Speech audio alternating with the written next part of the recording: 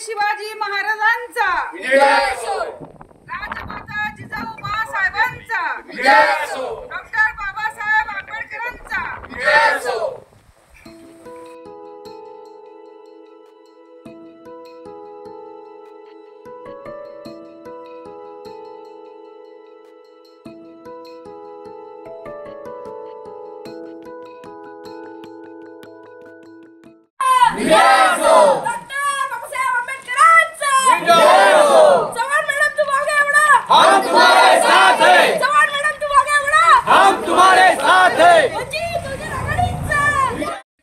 झाल्यानंतर महाराज आणि महाराजांच्या सर्व धर्मपत्नी त्या वरती राहत होत्या आणि मासाहेबांच्या म्हातारपणामुळे किंवा वृद्धाप काळामुळे मासाहेबांना इथे ठेवण्यात येत होतं आणि रायगडाच्या पुढेच बरोबर हा वाडा का आहे किंवा मासाहेबांची ही रूम का आहे किंवा मासाहेबांचा हा दरबार का आहे तर महाराजांना आई दिसावी,